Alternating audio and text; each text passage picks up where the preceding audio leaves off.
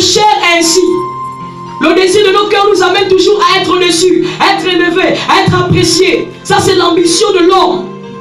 De parvenir toujours à être toujours bien. Je me marie parce que mes soeurs ne sont pas mariées, mes frères ne sont pas mariés pour montrer que c'est moi qui ai le mari, c'est moi qui ai la femme. C'est moi qui travaille au ministère, c'est moi qu'on a nommé. Ça, c'est ton ambition, d'être intelligent. Comme tous sont bêtes, je suis intelligent. Vous pouvez me parler, vous, c'est des ambitions charnelles.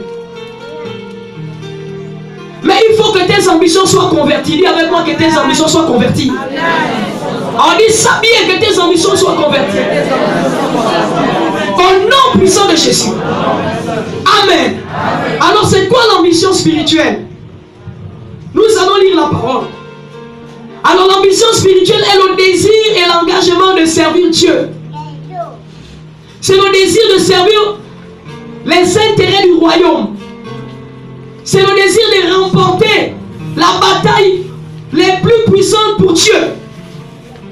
Dieu crée l'homme avec des grandes potentialités. Il mit l'homme dans le jardin parce que cet homme avait des potentialités de développer ce jardin. L'homme a des capacités. L'homme a des grandes aptitudes. Le serviteur qui avait reçu 5 talents, la Bible déclare que ce serviteur-là va fructifier, va augmenter la croissance des talents qu'il avait. Pourquoi? Dieu avait vu que dans l'homme, il y a des ambitions, il y a des capacités spirituelles, il y a quelque chose que l'homme peut faire au-delà.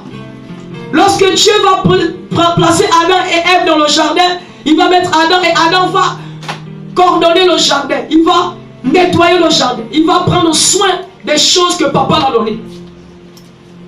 Alléluia. Nous aussi, l'Éternel nous choisit pour que nos ambitions cadrent avec le plan et la destinée de Dieu pour nos vies. Le serviteur avait 5 talents. Il va augmenter ses talents. Lorsque le maître va arriver, il va présenter que papa, tu m'avais donné 5 talents. Aujourd'hui, j'ai maintenant 10 talents. Mais il y avait un parmi les serviteurs qui avait reçu un talent. Lui, il va prendre le talent, il va cacher le talent. Il va enfouir le talent. Bien-aimé, toi qui es venu ce matin, lorsque le Seigneur te choisit, lorsqu'il pose son empreinte sur toi, c'est pour que ce qui est en toi puisse plaire ou encore faire grandir et faire avancer le royaume de Dieu. Donne un amen bien. Amen. Je ne prêche pas l'amphithéâtre. Je prêche là où il y a des chrétiens qui comprennent la parole. Alléluia. Amen. Quand Dieu te choisit, il te choisit avec des dons et des capacités. Si dans le monde tu jouais au piano, par exemple, dans les snack bars, dans les grands restaurants, lorsque tu deviens chrétien, le talent du pianiste que tu as vient servir à l'avancement du royaume. Amen. Alléluia. Amen. Dans le temps où tu étais dans le monde, lorsque tu te tenais devant les foules, alléluia, et que tu parlais, les gens te suivaient, les gens étaient derrière toi.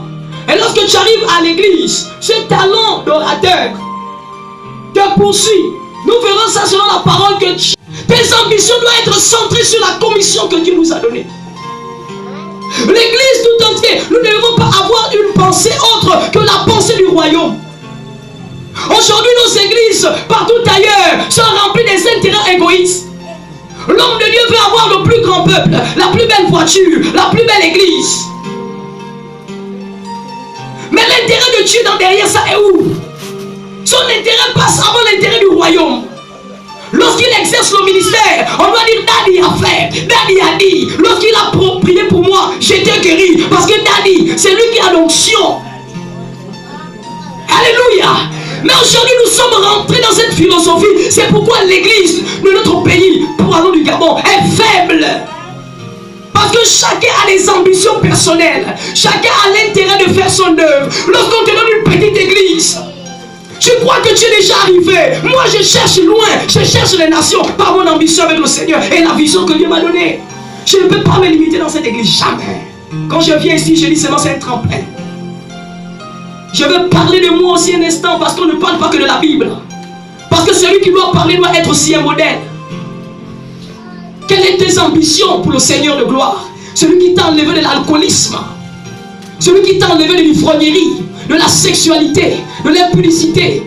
Celui qui a fait de toi ce que tu es aujourd'hui appelé enfant de Dieu. celui qui peut transformer ta situation. Tu n'es pas capable de t'occuper de son royaume. Tu attends devant le Seigneur, lui dire, Seigneur, si je suis venu à toi aujourd'hui, c'est parce que, bon, j'avais pas trop le temps. Fallait que je m'occupe des enfants. Fallait que je m'occupe de ma famille. Tu vois comment donner une grande famille. Tu vois que tu vois quoi, mon frère? Tu vois quoi, ma soeur? Devant le royaume, tu auras un qui aura plus de charges que toi. Il sera pour toi pour te condamner. Il va montrer une image. Il va te dire, tu vois le frère Daniel par exemple, il a donné de son temps, de sa vie. Vous étiez pareil dans la même église. Quelles étaient tes ambitions? Ah non, moi j'avais les ambitions d'être prédicateur. Ah, moi je ne voulais pas faire ce qu'il fait là. Frère, sœur, change-moi ça. Tes ambitions doivent cadrer avec la commission céleste. Avant sa conversion, Paul avait un zèle naturel. Après sa conversion, il y a eu un zèle spirituel. Amen. Paul avait le zèle naturel de faire l'œuvre de Dieu. C'était naturel. Comme toi et moi, parfois on vient à l'église de manière naturelle.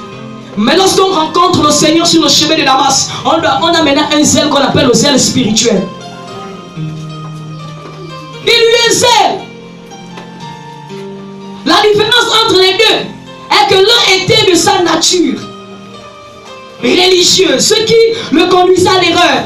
Il faisait selon l'habitude, selon la coutume, selon la pensée, selon la vision. Comme a dit l'homme de Dieu ce matin, nous ne sommes pas dirigés par nos programmes humains parce qu'il est bientôt midi. Nous devons courir parce que l'homme veut que nous terminons à temps.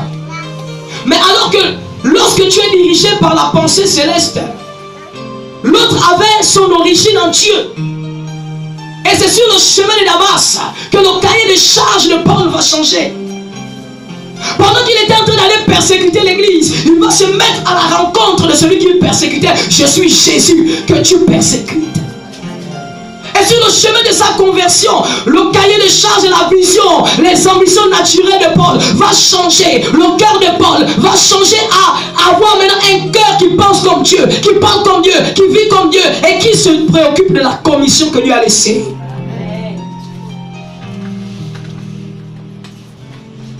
Le Seigneur lui dit, dans Actes des Apôtres chapitre 26 à partir du verset 16 à 18, je te suis apparu pour t'établir ministre. Actes des Apôtres chapitre 26. Voilà le cahier des charges. Voilà l'ambition qui va changer. Le désir de Paul va changer. La vision de Paul va changer.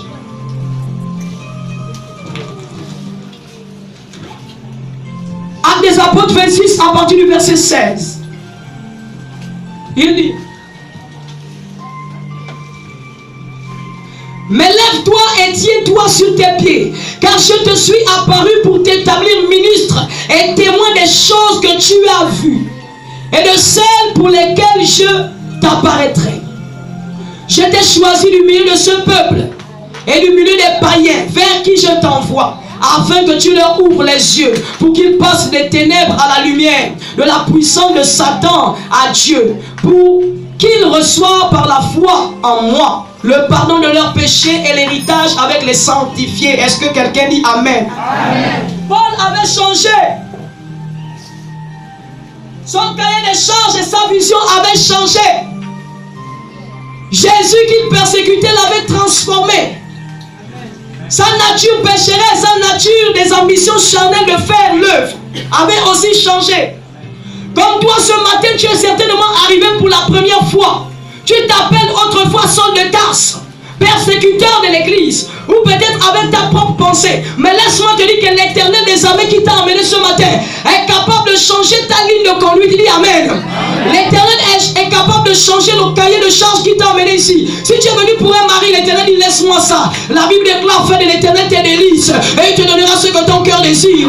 Ta vision peut changer, ton comportement peut changer. Sur le chemin de Damas, c'est le chemin du tout accompli et le chemin du changement. Si tu es là, donne un Amen. Amen.